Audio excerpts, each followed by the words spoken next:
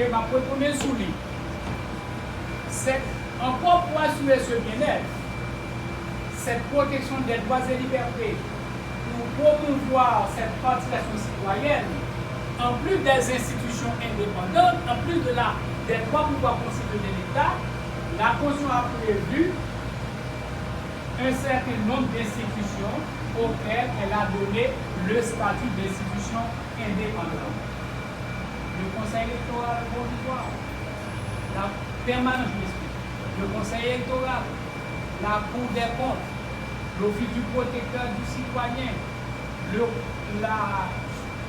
Conseil constitutionnel, l'Académie, l'université, ce sont des institutions indépendantes qui nous relèvent et qui ne sont soumises à aucun des pouvoirs. Elles jouissent d'une autonomie de second degré parce qu'elles viennent directement du souverain à partir du vote du référendum constitutionnel.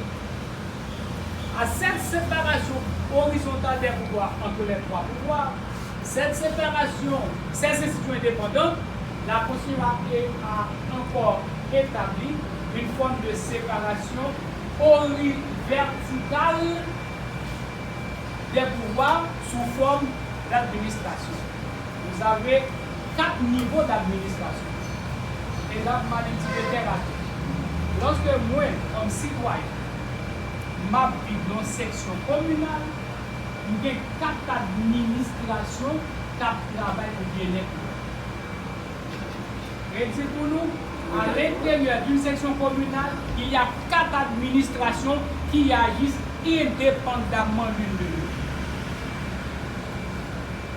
Et c'est cette séparation verticale.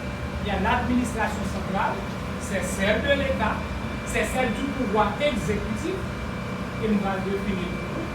Il y a l'administration départementale, c'est celle qui va être exercée par l'Assemblée départementale et le Conseil départemental, qui n'ont jamais été mis en place depuis l'adoption de la Constitution. Vous aurez au niveau communal l'administration municipale qui aura un conseil municipal comme organe exécutif et une assemblée qui sera son organe délibératif. Au niveau de la section communale, vous aurez aussi un conseil qui administre les intérêts de la section et une assemblée qui assiste et qui délibère sur les décisions prises par l'assemblée, par le conseil de section communale.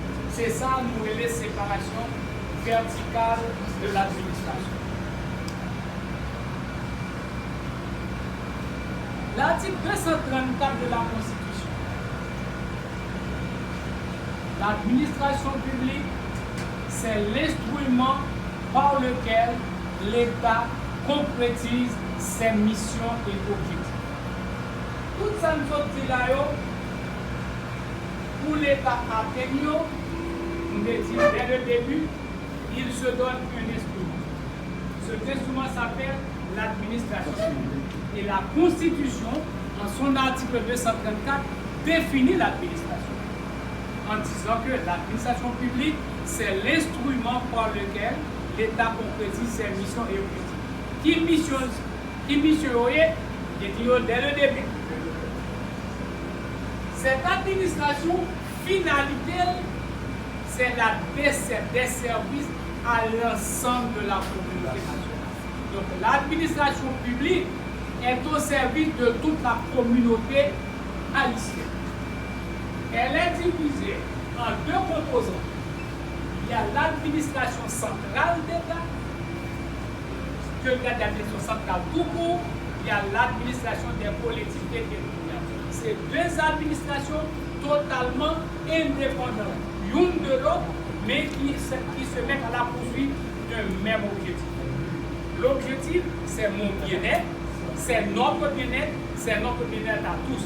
Mais il y a 2 autres administrations qui se chargent de promouvoir les services, d'assurer les services publics et de satisfaire au bien-être des citoyens. L'administration centrale d'État, la première branche, qui structure le gouvernement. Elle gouverne les organes des 3 pouvoirs. l'administration centrale,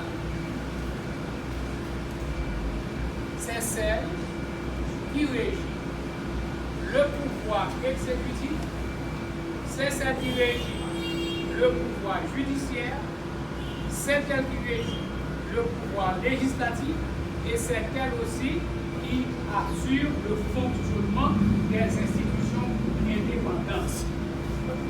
Cette administration politique qui est centrale, pas décentralisée, cette administration politique centrale, parce que nous disons qu'il y a deux types d'administration.